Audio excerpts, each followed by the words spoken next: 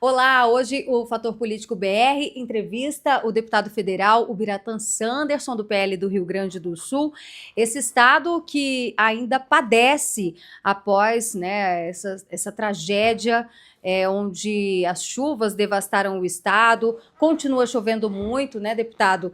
E a gente quer saber o que está acontecendo nesse momento. Essa semana, inclusive, as únicas comissões que funcionaram, a prioridade foi o Rio Grande do Sul. E a gente soube que a ministra Marina Silva não tem enviado, né, ela como ministra do Meio Ambiente, a ajuda necessária por parte do IBAMA, inclusive. Pois é, a preocupação nossa é a maior possível, porque nós já ultrapassamos 60 dias da tragédia que assolou o Rio Grande do Sul e a ajuda efetiva, aquela ajuda com dinheiro novo, até agora não aconteceu. O governo tem prometido linhas de crédito, linhas de financiamento, mas hoje os gaúchos precisam de dinheiro a fundo perdido para reconstrução das milhares de casas que foram destruídas, para o restabelecimento das milhares de empresas que foram fechadas em razão das enchentes. E esse recurso a fundo perdido até hoje não chegou. Não há nem indicativo, nem promessa de que o governo federal pode fazer esse encaminhamento foi feito. Então, isso nos preocupa demais. Nós temos um precedente recente na pandemia, por exemplo, quando o governo Bolsonaro, com Paulo Guedes, enviou aos 5.500 municípios e aos 27 estados recursos a fundo perdido, subvenção integral, não foi empréstimo, e agora o governo federal sinalizando ou indicando que poderia dar linhas de crédito e empréstimo para o governo do estado, do Rio Grande do Sul, para os municípios, para a recomposição das suas receitas, as pessoas jurídicas de todos os tamanhos, pequenas, médias, grandes, empresas rurais, agrícolas e urbanas, têm que ir para os bancos buscar empréstimo. E as empresas já vinham com problemas já desde a pandemia, estavam se restabelecendo no mercado, enfim, quando veio essa tragédia e, na minha observação, o governo federal tem se omitido, tem claudicado, o governo federal tem deixado muito a desejar. Muitas coisas podiam ter sido feitas, por exemplo, o encaminhamento de recursos volumosos a fundo perdido para as empresas se restabelecerem, né? E esse dinheiro entrando nas empresas vai movimentar o comércio, vai circular esse dinheiro, como nós fizemos circular lá na pandemia, aqueles 250 bilhões de reais na época do auxílio emergencial. Esse dinheiro acaba ajudando na economia. Isso está fazendo muita falta. Na minha observação, pode ser uma leitura minha, mas eu enxergo que há também uma má vontade do governo federal. Não é só falta de recurso, há má vontade.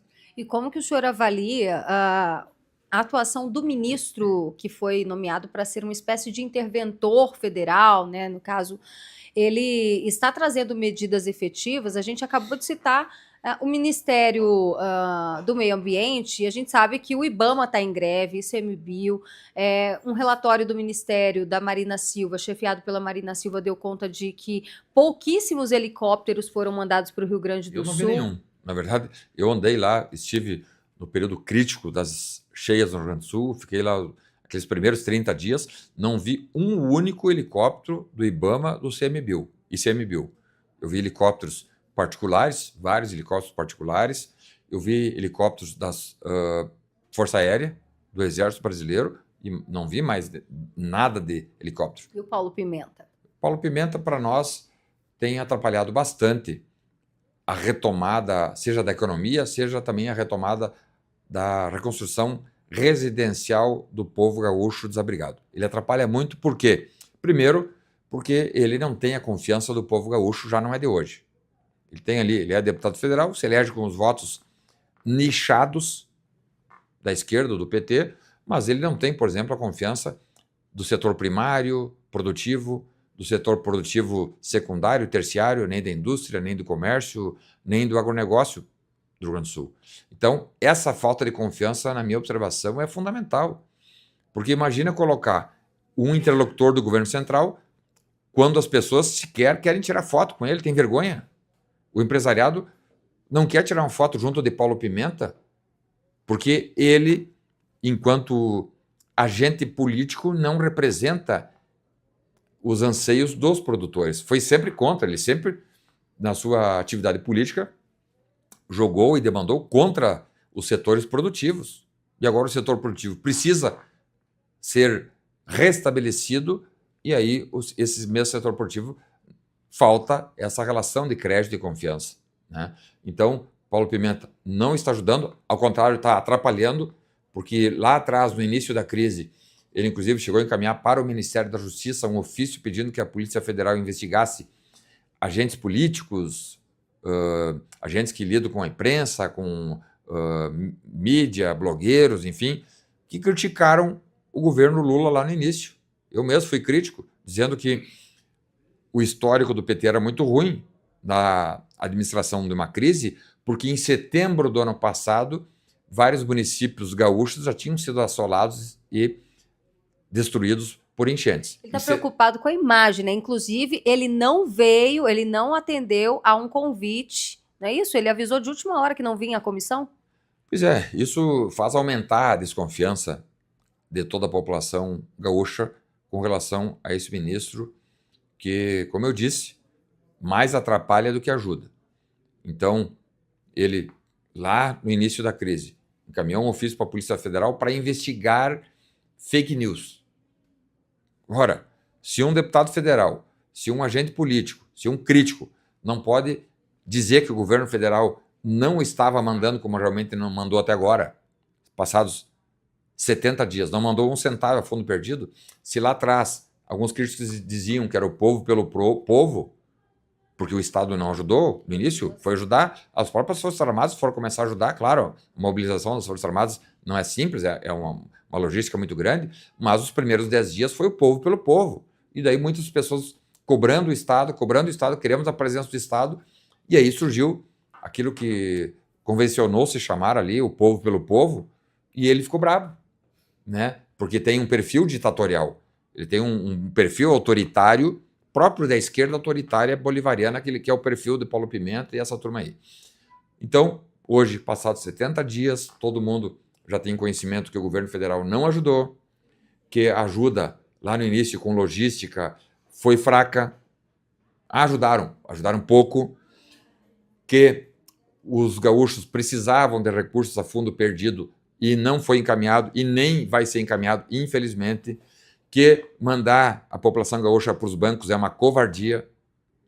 É uma covardia, porque dinheiro existe. Eu mesmo identifiquei no orçamento do ano passado para esse ano 55 bilhões de reais, apresentei inclusive um projeto de lei separando 20% dos 55 bilhões de reais que foram colocados por nós, parlamentares, no orçamento do ano passado para esse ano, 55 bilhões para o PAC, para o novo PAC, é o PAC 3, né? Programa de Aceleração do Crescimento. Ali tem 55 bilhões para ser usado ainda em 2024 para obras eletivas, ou seja, obras que podem ser jogadas para 2025, e nós usaríamos apenas parte desse recurso. Eu sugeri no projeto de lei 20%, então 20% de 55 bilhões dá 10 bilhões. Então, eu sugeri que 10 bilhões desses recursos fossem destinados já em 2024 para o enfrentamento das enchentes no Rio Grande do Sul. 10 bilhões. Ah, é pouco? Claro que é pouco, mas já é o suficiente para iniciar a reconstrução, porque hoje nós não temos nada. Só qual é o valor que nós temos hoje a fundo perdido para o Estado se restabelecer enquanto reconstrução de casas, estradas, pontes e empresas? A fundo perdido? Zero. O governo federal não deu um centavo a fundo perdido. O que ele fez foi encaminhar para os bancos, antecipar parcelas do fundo de garantia, o dinheiro não é do governo, é dos trabalhadores, antecipar fundo de participação dos municípios, aquela parcela que ali na frente vai fazer falta, abriram linhas de crédito, e ontem mesmo conversei com um empresário lá de Porto Alegre, abriram linhas de crédito, né? Com um juro um pouquinho menor que o do mercado, não é juro de pai para filho, né? E com prazo de carência de 1 ano para começar a pagar. Aí esse empresário que tem em Porto Alegre 25 empregados foi lá para buscar a linha de crédito. Chegou lá, não tem mais, acabou o crédito. Quer dizer, nem linhas de crédito o governo federal teve capacidade de atender. Outra situação prática, concreta, que eu apresento aqui para vocês. Nós conversamos na semana passada, aqui em Brasília, com voluntários que arrecadaram 3 carretas de donativos para serem enviados para o Rio Grande do Sul. 3 carretas, vários donativos. Procuraram a Força Aérea, a Aeronáutica aqui em Brasília, para que a Aeronáutica então pegasse esses donativos, 3 carretas e encaminhasse para o Rio Grande do Sul. O que a Força Aérea disse? Não, nós não temos como fazer encaminhamento porque nós não temos combustível. Então, a Força Aérea Brasileira nem combustível tem para fazer o encaminhamento desses donativos para o Rio Grande do Sul.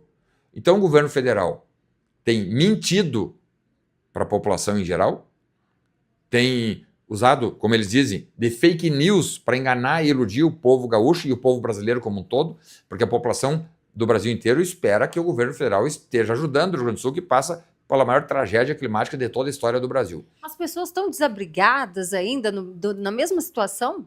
Na verdade, as águas baixaram, mas a destruição permanece a mesma. Hoje, 70 dias após a tragédia, continua tudo como está, né? Não houve gente que perdeu tudo, né? Não houve reconstrução de uma única casa. As empresas que estavam fechadas continuam fechadas, que perderam tudo. As pessoas permanecem em abrigos ou então foram para casa de parentes, ou então, como é o caso de Canoas e Eldorado, voltaram para suas casas no que sobrou das suas casas. E olha que o Rio Grande do Sul está passando por um inverno muito, muito rigoroso. O rigor do inverno de 2024 é o pior inverno dos últimos tempos. E aí cai por terra, por exemplo, aquela mentira de Marina Silva e companhia, desses ambientalistas irresponsáveis, dizendo que é o aquecimento solar, o aquecimento global que está realizando. Eles nem sabem, estão falando bobagem, né? Aquecimento global, esse inverno de 2024 é o inverno mais rigoroso dos últimos 20 anos no Rio Grande do Sul. Né? Aí, ontem, no plenário da Câmara, aqui vendo um deputado federal da esquerda, irresponsável, leviano, nem sabe o que está falando, dizendo que houve deslizamentos na Serra Gaúcha porque há desmatamento. É um irresponsável, nem sabe o que é desmatamento. No Rio Grande do Sul não existe desmatamento na Serra Gaúcha, lá são morros íngremes, com mata fechada, a Mata Atlântica da Serra Gaúcha, que está localizada em morros altíssimos, em montanhas, nunca foi tocada na história. É mata virgem, mata nativa, mata que está intacta. Mas o volume de chuva foi tão grande que houve deslizamentos, vários deslizamentos. Essas árvores, pedras, barros, terras, caíram para dentro dos leitos dos rios, Rio das Antas, Rio Carreiro, Rio Taquari, Rio Jacuí, e fez com que os rios, então, tivessem essa correnteza, essa enxurrada, ao ponto de varrer cidades a fio. Então, falar em desmatamento está mentindo, porque é gente que nunca nem pisou lá na região. Esse deputado que estava fazendo essa crítica é um deputado lá da Bahia.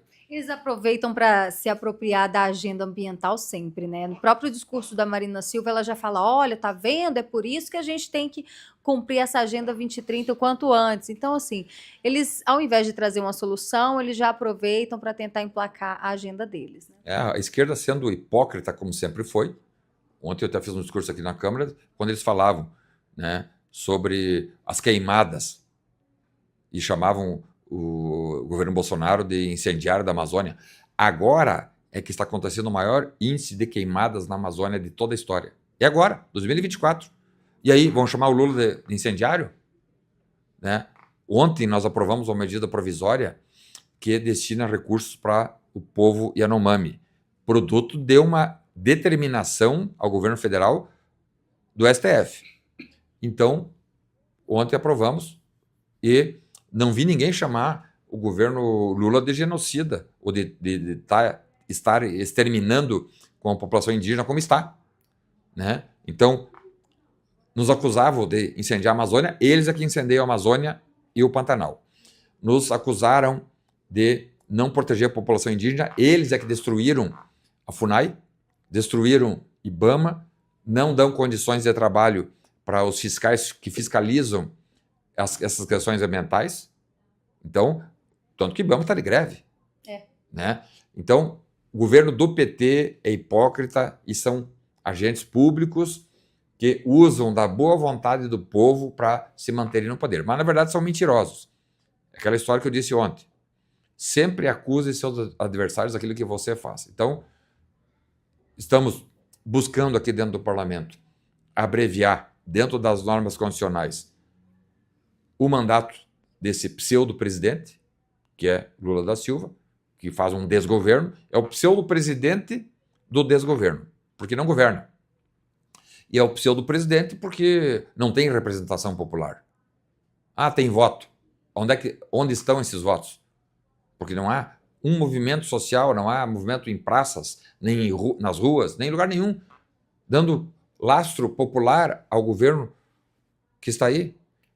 Né? E por isso... E vamos ter um corte de benefícios de 25 milhões, né? Inclusive dos programas sociais anunciado pelo Haddad. Então, assim, até por esse e outros motivos, a população mais carente também está ficando desacreditada nesse governo. Pois é. E por que estão cortando? Porque o governo Perdulário passou para 40 ministérios, gastação, não tem responsabilidade com os gastos são desqualificados, se preocuparam em se manter no poder e não em fazer a gestão da máquina pública federal.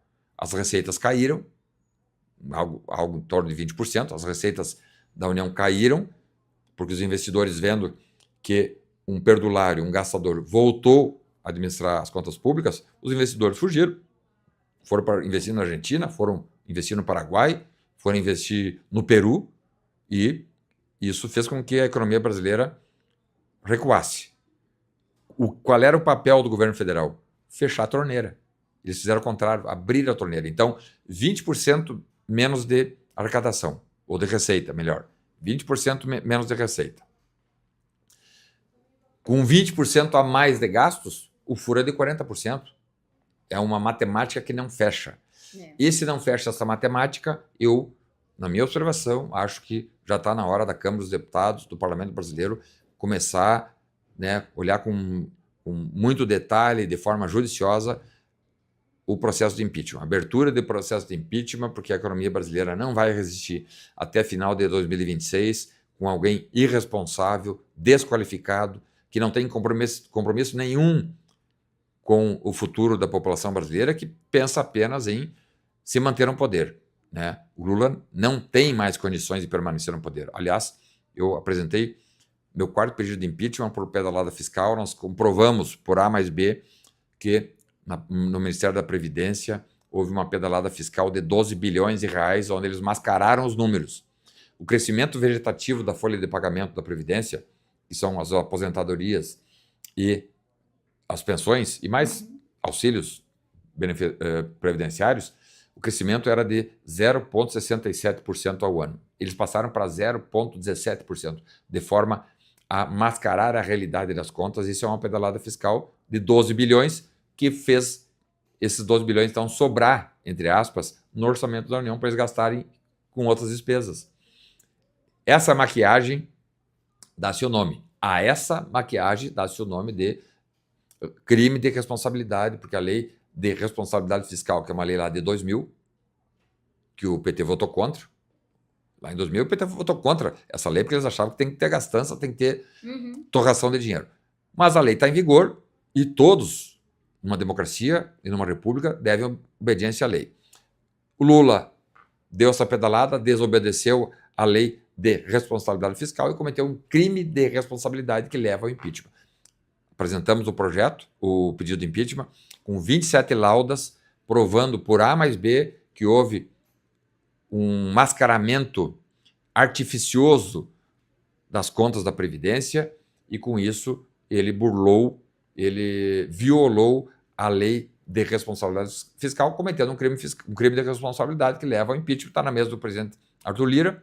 Na minha observação, ele não teria margem, o presidente da Câmara não teria margem para dizer se defere ou indefere, ele tem que abrir.